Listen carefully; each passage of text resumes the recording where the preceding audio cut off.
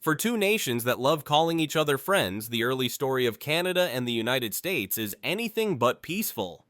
Long before trade deals and open borders, the two neighbors spent more than a century testing how close they could come to destroying each other.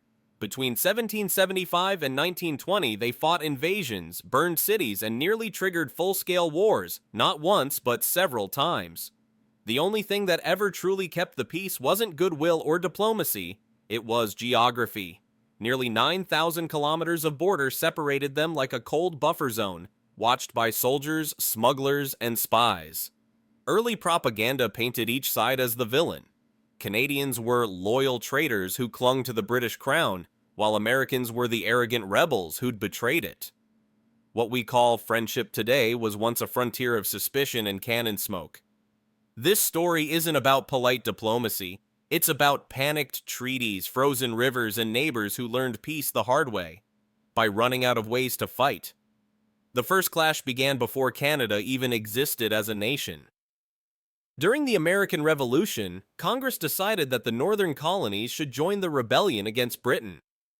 They sent two generals, Richard Montgomery and Benedict Arnold, to lead the invasion.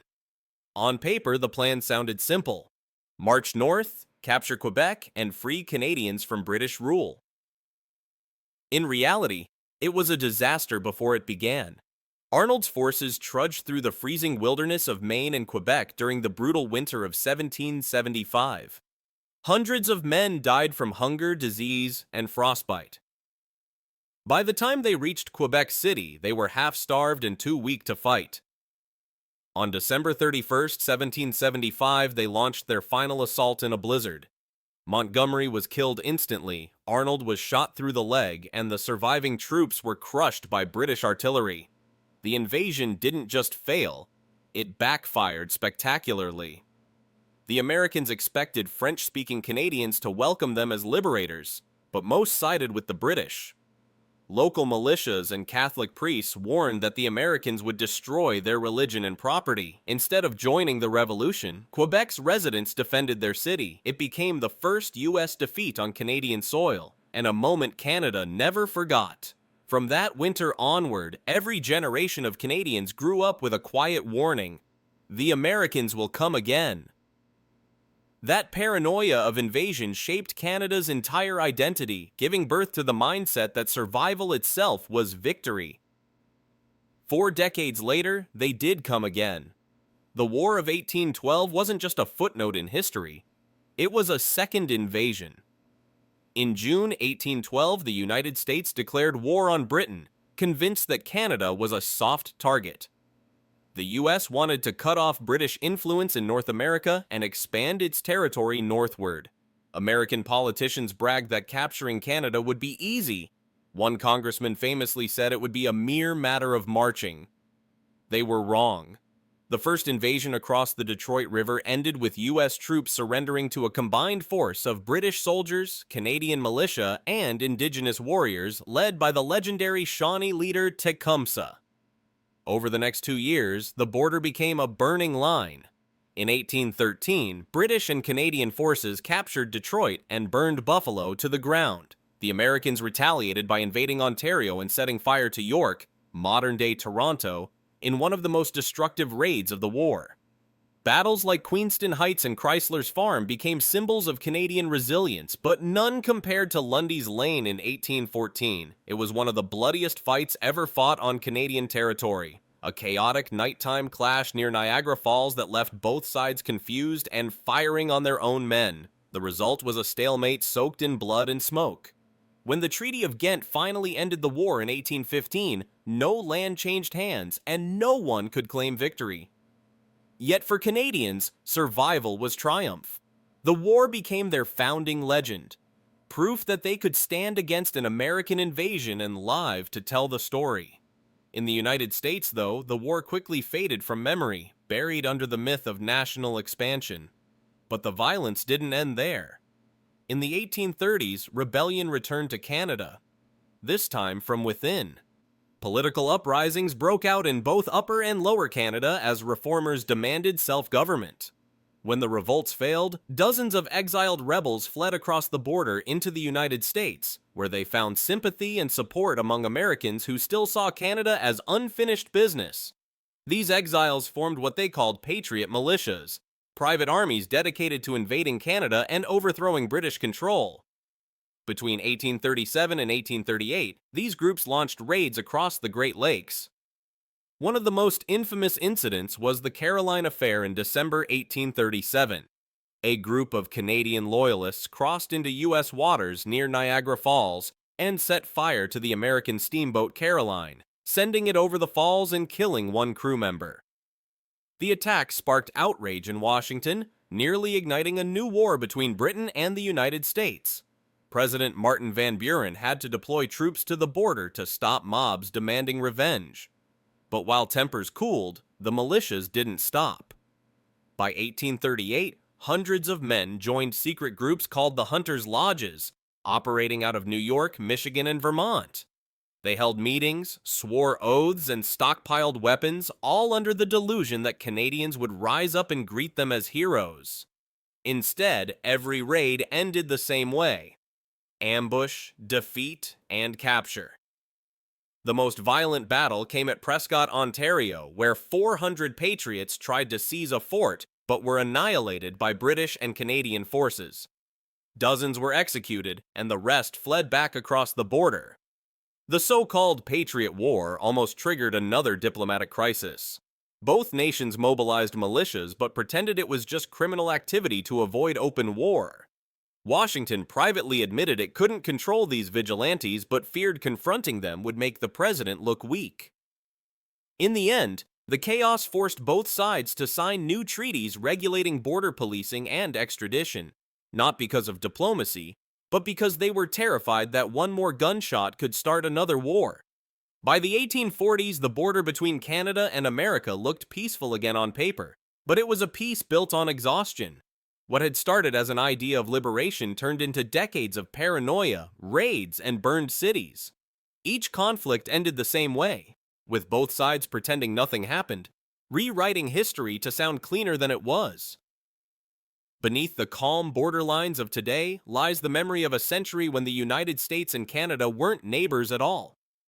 They were enemies separated only by bad weather and dumb luck. By the mid-1800s, the border between Canada and the United States looked calm on maps but remained one argument away from war. The Oregon boundary dispute of 1846 proved how fragile that calm really was. For years, both nations claimed the entire Pacific Northwest, from California's tip to Alaska's southern edge. In the United States, expansion fever turned into a political chant: 5440 or fight, demanding full control of everything up to latitude 54 DG40. The slogan filled newspapers and speeches throughout 1845 and 1846, as President James K. Polk used it to pressure Britain while quietly preparing for confrontation. British forces in Vancouver Island reinforced garrisons, while U.S. militias along the Columbia River began stockpiling weapons. The crisis ended only when both sides settled at the 49th parallel, cutting the continent in half. But compromise didn't mean peace. In the new colony of British Columbia, settlers called their southern neighbors invaders in waiting, convinced the Americans would someday take the rest by force. The Oregon Treaty may have drawn a line, but it also drew bitterness that lingered for decades. That same tension erupted again 13 years later, this time over a pig. In June 1859, on San Juan Island between Vancouver Island and Washington Territory, an American farmer named Lyman Cutler shot a British-owned pig that was rooting through his potato patch. The owner, Charles Griffin, demanded compensation. Cutler refused. Within days, both nations had troops on the island. U.S. Captain George Pickett, later infamous for Pickett's charge in the Civil War, landed with infantry and artillery, declaring the island American territory. Britain's navy responded with warships, anchoring just offshore with cannons trained on Pickett's camp.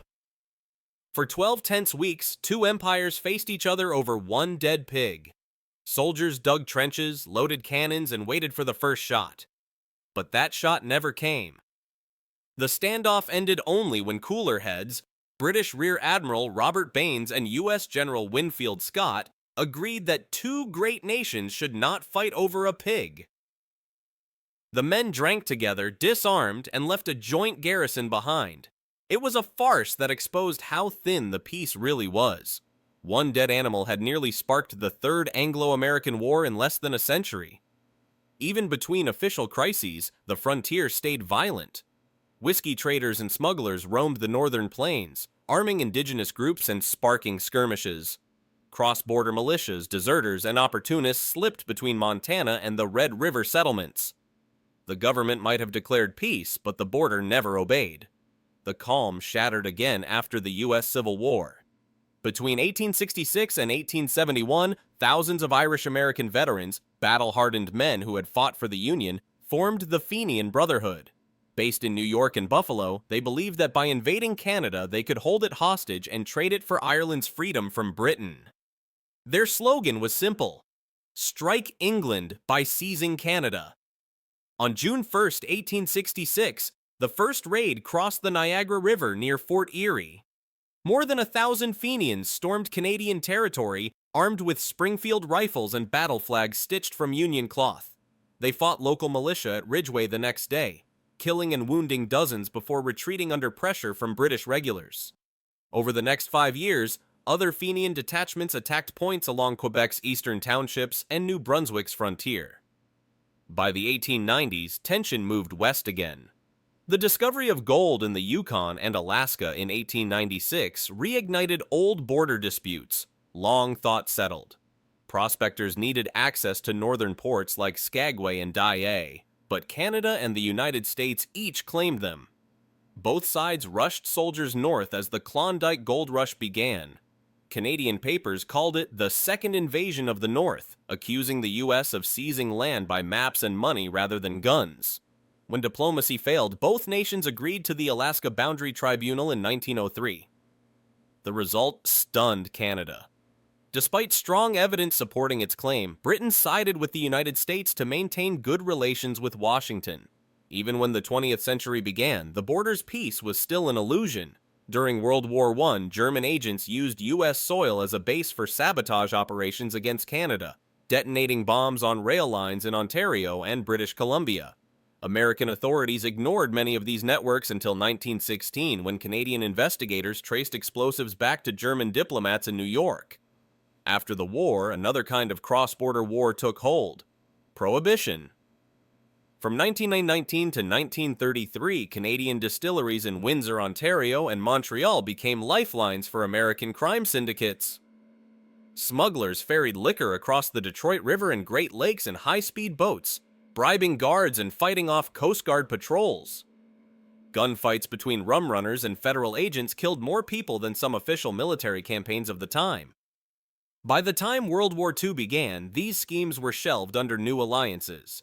But the fact that they existed less than a century ago tells its own story. For nearly 200 years, every map line between Canada and the United States carried the memory of war. Sometimes loud, sometimes silent, but never gone.